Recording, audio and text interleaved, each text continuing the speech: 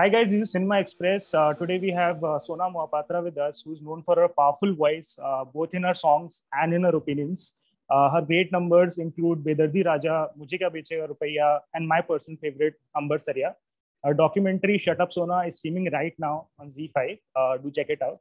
Yeah, I want to start off with this. I saw your documentary. I absolutely loved it. Thank you. And there are portions in the documentary which I really liked, are mostly the silences, when you're sitting there and you're contemplating, and those meditative silences that were there. I think those were the part that spoke volumes to me.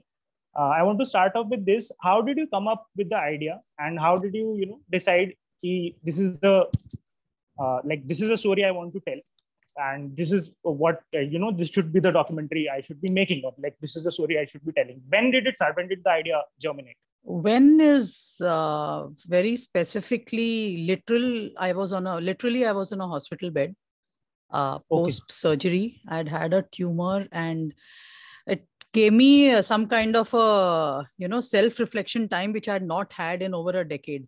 I was used to being this lone warrior, making my own music, most of the time pushing uphill to try and put out my music. Then, of course, the songs that you refer to, I'm extremely joyous of having such songs which have had the kind of reach and cultural impact that they've had. So be it Mujhe Kya Bechega Rupaiya to my first album from Bolona, Abhi Nahi Aana, etc., Ishq Nacha Hai. But the music scene over in front of my eyes itself dramatically, completely transformed since I had put out my first album. So, I mean, it gave me the time to think about, and I would wake up every day and say that, oh God, it's such a big country. How come we don't have a music industry of our own? Why is it that it's just a subset of the film industry? Why is it that our music, only when within a film, becomes a means to reach out? Such a big country, such a diverse musical culture, such depth and width when it comes to the genres of our music to say. So to say, from in Marathi land where we are in right now, from abhangs to bhakti sangeet to ghazals to kavalis, we have a plethora, folk music, and every region has its own style of folk music, Hafshi music. And I've always been a keen student of music, not only from a perspective of having learned Hindustani classical, but truly from a perspective of just the breadth and width that our country offers as any kind of a music student. And none of that gets a chance of expression with its credits intact in the mainstream. It all comes down from the filter of film music. And I was feeling the deep frustration of that one kind of flavor being the only flavor that was there to be experienced or seen.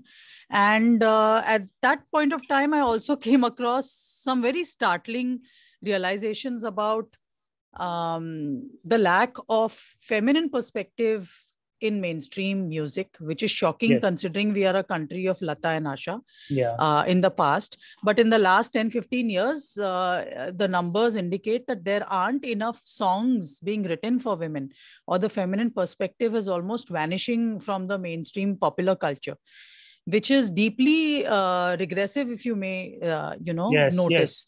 Say that I want to make a film because that seems to be the easiest way to a visual medium is the way in which people seem to consume music.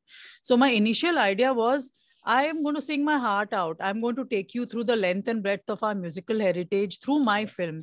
I will combine all my love for travel, for the culture in our country, for the roots music, and all these different genres that I'm talking about, and the artists that have inspired me all my life, from Kabir to Meera to Khusro. And you see all of that in the film in layers. So it's actually the driving reason because of which I wanted to make the film.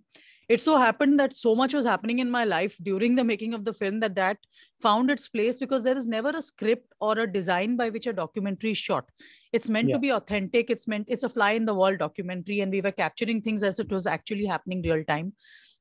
So it's shaped up in a certain way, but music does play a very, very important role in it too. It's just that it's not in your face. It's not in the title. The title says "Shut Up Sona," so obviously there's a political angle to it in terms of gender politics. Women are always asked to, toe the line, shut up at Yes. some point, or keep their volumes low. In fact, lot of the men like us when we are quiet. As you said, while Yeah. you said it from another perspective, कि ये meditative part आपको अच्छा लगा. There were Yeah. people who I thought were dear friends and allies in the industry who saw it initially and said, भाई यार इतना चाचा चाचा चाचा उसको सिर्फ गाना गवाओ ना. Why is she talking so much? And that itself proved the point as to why we had to make the film, because Yes. the fact that you don't want me to talk about the most valid things means I have to just push back and say, as irritating as you might find me, I'm going to speak up. Is it like an active thing in the music industry? Do you think like, or it's just like, they don't get like people for like when they're having like women, as you said, like in NH7 Weekender, they don't have a like a female artist. It has not been there in Mood Indigo. They were not like getting female artists. Do you think it's a audience thing? What is it like? Is there an active pushback? We don't want a female artist. We want an Arijit. We want like you said, we won't allow you to come because Ram Sampath is not there. So do you think it's an active thing? Like we only want like male singers? I'll tell you what. Right now, there's a lack of nuance, even in the average discourse that is happening amongst the so-called educated. So I would like to take a breath before I, demonize the whole country saying you're actively silencing us. I don't think it's all some conspiracy, so to say. At the same time, if we do not acknowledge the fact that from the ground up, grassroots level of colleges, unless it's a ladies' college where the whole audience is female, the fact that I will not, or me or no other female performer gets to perform in the college circuit unless it's a female, all female college, indicates that at a very grassroots level, what we are normalizing is that a male performer deserves a spotlight or is some kind of a greater hero. Even your advertising, you'll see all the voiceovers that come in the end of even Sabun Tel, which women are supposed to take decisions on, actively will be a male voiceover. It's like the voice of authority or the hero of our lives has to be a male gender. So the fact that we are normalizing this in popular culture across board shapes the psyche of a nation in a sense where they see us as a lesser or a secondary or a subordinate part of their lives. Women performers or women entertainers are at best there to add decoration or beautify a male performer's stage or a music director's stage. That is being normalized across board. So be it reality music shows where mostly men win. Even the voting pattern of the country is that the women as well as the men, they all vote for men. So the nuance here is to understand that we are subconsciously or otherwise, overtly and covertly building a certain mindset in our country that female performers are in some way lesser or second rung or, not good enough to be the main course. We are at best the, add-on side course, which comes with a meal. So that psyche needs to change. And it's not like while it's there in India in such a strong measure, it's not that it is an alien or something different in the US. I mean, consider the fact that the US has had this Roe versus Wade judgment, which is, where women, you will decide who is in charge of our body. You will decide whether we give birth or not. I mean, it is such a setback and such a cultural impact across the world because we are across the world so influenced by the US. And, there is a certain cultural imperialism, even if we don't have the colonists anymore, there is a very subversive way in which they affect our psyche. So when that can happen there, here there'll be enough people who will be sitting and chuckling and saying, hey, this Mohapatra needs to shut up, yaar. India is like, so this is not about India or the US. It's a very, I think democratic matter when it comes, and I'll tell a politically incorrect thing. There's a song by John Lennon, which says, woman is a nigger of the world. Now, nigger is a politically incorrect word. African American, but it makes up very, very startling points. Across cultures, when it comes to the marginalized, it is the woman across cultures. So that it's a song by Yoko Ono and Lennon, which says woman is the nigger of the world. And as a child, it made a deep impact when I heard it. I am not much to listen to too much of Angrezi music, but some of the stuff that I heard would resonate like this, saying that, oh my God, so this is not just an Indian issue. It is it's genuinely, a Coachella will have a Beyonce, one-off exception. Yeah. But even a big festival in the US there, it has been years and years of women like me even pushing hard enough there to make a point and feature as headliners. So here again, I think we have a long way to go. But I don't think, to answer your question, that there are people, villains, who are sitting there purposefully wanting to wipe me and my sisters out. They're just not aware of it. And it's my job to make you aware. Yeah. And if you can self-reflect now, if you can think of why is it that when you turn on the radio, you don't listen to enough female songs? Why is it that women are only reprise versions in films that are just add-ons to an album? They never picturize. They never have a music video to their credit. None of the female actors are really being, made larger than life with the songs, which songs used to do. Yeah. Yeah. Our songs made the actors larger than life. They're part of our Bollywood idiom.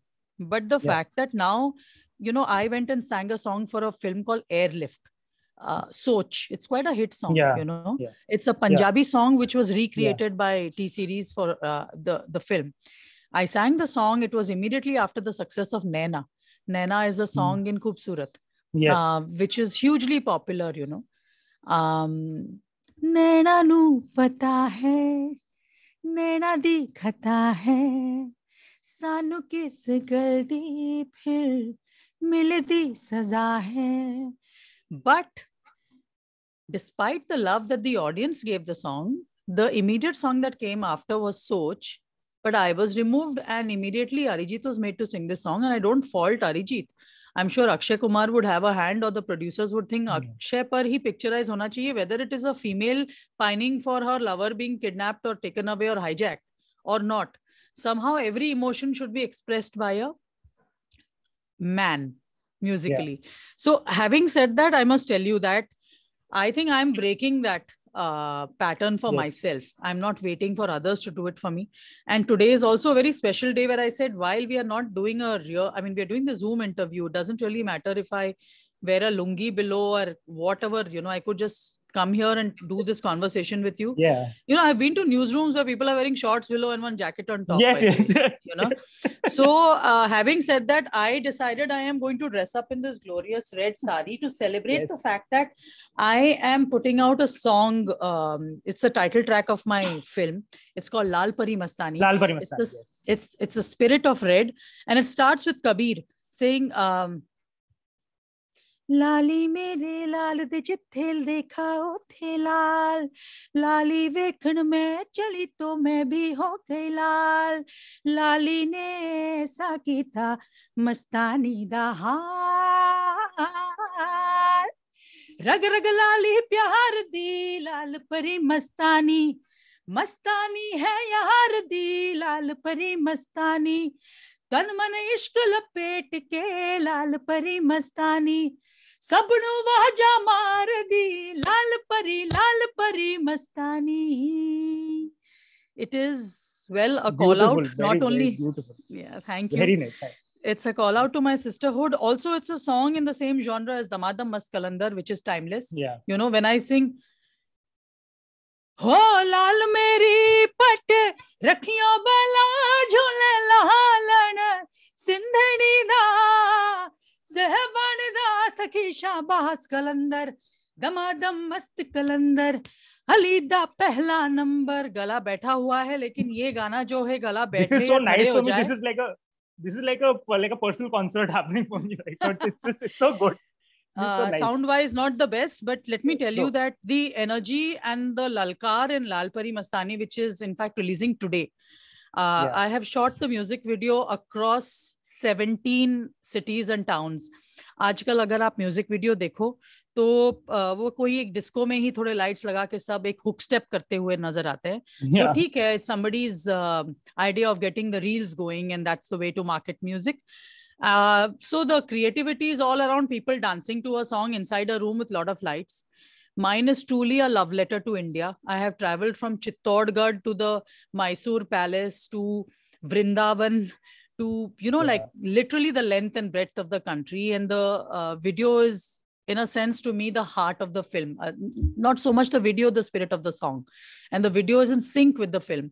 So the point I want to make is, I'm hoping to be on a creative journey, which is not in sync with what the rest of the world is doing or what is trending, urban stories or a certain kind of, I felt making a documentary itself is a challenge in India because people don't really understand the genre. Yeah. There's a lot of publications where Sona Mohapatra is making her acting debut. I'm like, there is no acting. It's actually much more complex because all the talking is me. Yeah. It's everything is happening real time. We don't have the joys of planning, scripting, or having things in control. Sometimes things just go out of hand, and yet you go on. So it's 300 hours of footage. It's distilled down to like an hour and a half as a film. And this weekend has been overwhelming because the kind of feedback I've gotten from even within the industry, it's been like half the time my eyes are moist saying, oh my God, just when I thought, because everywhere I've gone and, I've not expected some huge numbers of promotions and overnight, and which is the beautiful part about the OTT shift, where you don't have the Friday box office mafia, or you don't have to feel the worry of what is it. And it doesn't have to be an overnight set of everybody watching it. It's a slow burn. People will find it in time, and the right kind of people will watch it who have sought it out. And I'm just hoping that, many more stories that are hardcore, authentic and desi and of different types get told in the coming days, and not the same old 6 families putting out their films and, going round in circles. Yeah, because I must add this controversial statement here because, okay, it's on point when it comes to my brand. It's not controversial. It's something I observe. I love the fact that I observe things and I'm happy to share it. It's like there has been this huge excitement around the South film industry, which has, caught our imagination. I have been praising the fact that they are truly connected to the Indian aesthetic much more than Bollywood, which seems to have lost its love for Indian aesthetics. But having said that, we must also underline the fact that if Bollywood has been under the fire for nepotism and managing everything between 6 families and not letting outsiders in when it comes to their star system, which hogs away all the monies and all the attention, the South is, if not, I mean, it's even worse. There, even the distributors will not even allow, and it's such a caste-ridden thing when it comes to, I know the Telugu world, distributors, they have this Kammas and Reddys and God knows what, and it's disturbing that they follow a caste system even in their, forget about casting and making a film. To get it released also is impossible unless you are from a certain caste. So those are also very pertinent discussions to have. I can have it in the context of the fact that my film is not only an artist singing, I am, but it's also an observation of my country and what's happening around it in terms of a socio-political environment. So, Sona, I want to ask you about this, about the fact that you said what is happening in the country, and I want to go by this. Like in the documentary, you show that you are singing a Sufi song, and because of apparently revealing clothes, because some Muslim organizations saw that you're wearing revealing clothes and they filed a complaint against you. Yeah. In the current scenario, in right now, when cases been filed against Mohammed Zubair for tweeting a joke, or there has been a lot of backlash against Nupur Sharma's comments against the Prophet. I want to ask you, what is your take on the current situation of freedom of speech in the country? And as a second part of the question, I want to ask you, when you are going right now, when you're putting up your opinions on Twitter or when you're writing, do you feel any sort of do you think ye thoda zyada ho raha hai? I should is there some sort of self-censorship happening from your side, or you are still as you were before, before this polarization and everything happened in the country? You see my Twitter feed even 2 days ago. In fact, the cover of Lal Pari Mastani is what it's releasing now at 3:00. It is me singing full-throated with all my heart out in front of the Charlie Hebdo Memorial. In Paris. And I have shot the 3rd music video, which is a Meera song, but in a very modern electronic, I think the younger people are really going to discover Meera from a very different perspective when it comes to my film. The point I'm making is I am not a fan of Charlie Hebdo's creatives. I've found them actually crass, crude, and deeply, I mean, ugh. But do I endorse anybody silencing them? No. Does it mean people should go and shoot the artist who made that because he made a joke of the prophet? No.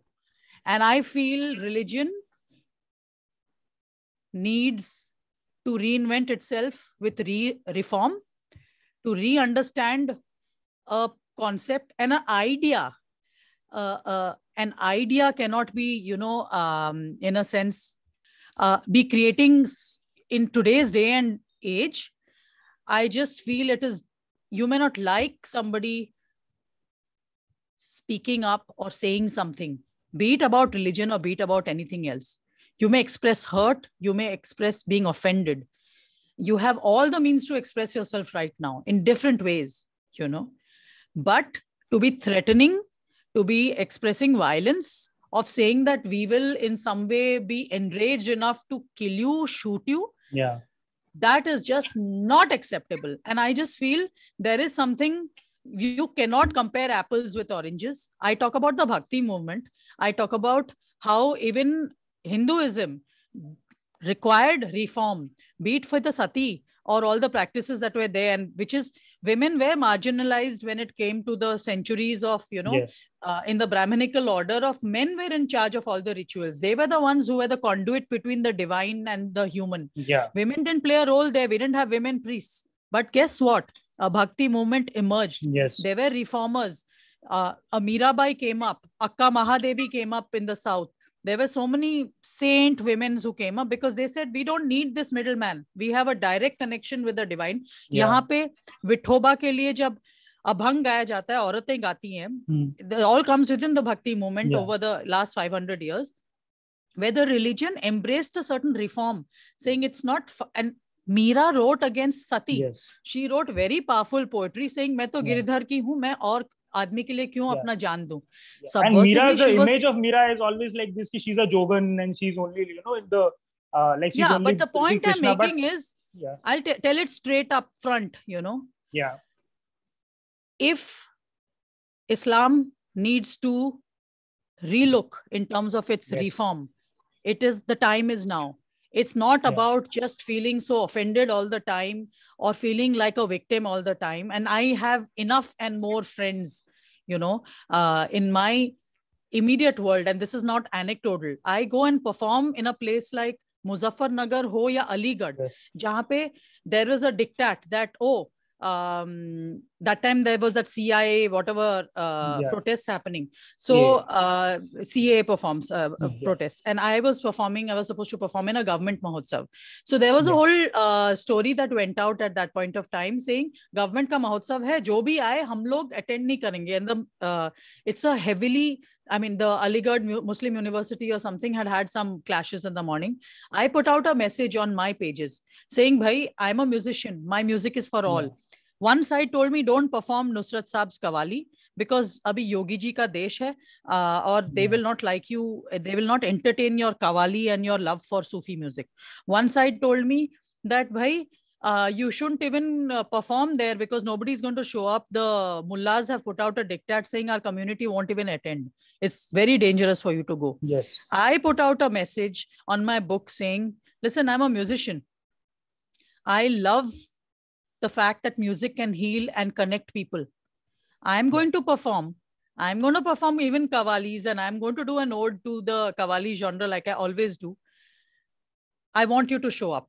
And guess what? We had a whole section filled with women in burqa also. The women showed up. The men didn't. Let me tell you this. The women showed up, even from the, Muslim community. And there were, of course, it was a government, this thing, there were people from all around. I went off the stage and hugged everybody, was staring up. And I went in the middle of the Qawwali, wo original Qawwali hai, abhi filmi logon ne apna bana li hai. बेफिक्र होके वो सामने आ गए. Actually ये lyrics नहीं है. बेहिजहाबाना वो सामने आ गए, बेहिजहाबाना वो सामने आ गए, और जवानी जवानी से टकरा गई. ये है मेरे रश के कमर. और हिजाब का रेफरेंस आता है इसमें, और मैं बंद करके बोलती हूँ कि मेरे दुनिया में हिजाब नहीं है, घूंघट नहीं है. I see it from the lens of women need to be free. This conditioning that they have to feel unsafe, that men are going to attack them if their face is visible. It cannot be something, it may have been the case 200 years ago, but अभी उसको होने की जरूरत नहीं है. और मैं ये स्टेज पे बोलती हूँ, और वहां पे एक पूरा एनक्लोजर में लोग हिजाब पहन के ही आए हैं. मैं आपसे प्यार करती हूँ. I understand the conditioning you have. I understand that you don't have the agency to probably not wear this. Doesn't mean I won't speak my mind. And there I will have one side of the woke liberal brigade here who think I'm in some way trying to praise the. I said, भाई वहां पे कवाली भी गाया मैंने जबरदस्त, किसी ने कुछ नहीं बोला. और वो झांसी में भी गाया, मेरठ में भी गाया, और जाके ग्वालियर में भी गाया. और मुझे किसी ने नहीं बोला कि भाई ये तो this is Muslim culture, you cannot sing kawali. So there is a lot of nonsense which is blown up. Depending on which side of the political spectrum you are. I am an artist who is politics agnostic. I see a lot of great work happening in the infrastructure space, life changing in the tier 2 towns when I travel. I see women being more emancipated because they are having better opportunities. I am going to see it, and I'm going to say it as I go to UP now. I feel much safer. I see the 4-lane highways. I find it really amazing that there are pit stops where I can have chai, coffee with piped music in the toilets, which are super clean, and somebody's giving me a towel. ये पहले नहीं होता था. So I can say this in an Indian Express like forum because I have a deep regard for the fact that, your publication has always been a very, it has, I don't even know which politics you subscribe to because everybody seems to have somebody or the other. But in my case, I am an artist who will say something basis an issue and what I see. And what I see is also a lot of good, right now. So I feel we live in a country where we can mostly express ourselves. I refuse to believe that it is all, there's a polarization, especially, on the social media spaces where I think the extreme in both sides are terrible. There's a fringe sitting in every side, which is waiting to get offended, waiting to think that what they think is right. And then they expect that everybody should believe that in their little echo chamber, and if you don't subscribe to their view, they cancel you. I got cancelled by my behens in the Me Too movement who were like hardcore, like seeing how brave I was. But the moment they realized that I am going and praising Yogi Ji's 4-lane highway, and the fact that I was not deeply, like I was in fact appreciating the shift in how Vrindavan is looking, how the highways have gotten better. I have every right to observe the good things also. The fact that I was somehow, they suddenly decided that maybe I'm a right winger. I was like, 2 days later, I will show, the right wingers will think they will curse me out to be a woke liberal lefty. So left, right karte rehte hain log. I am very happy to be an issue-based artist. And I think, being a musician, I think there have to be some people who are left who see things not from a lens, which is so fixed and such an echo chamber-based lens. So that's about it. So one final question I want to ask you, Sona. You said in the documentary that you like artists who are beyond entertainment, like Mira, like Khusro. Which artist do you think, apart from yourself, in the current scenario, do you think is having a stand or is going beyond entertainment, and like the art is doing something better for the society? There are many from across the globe, across the times. From I'll tell you, like Nina, some of my favorite artists also include people like Nina Simone, Harry Belafonte. They spoke up and really affected the Black civil rights movement.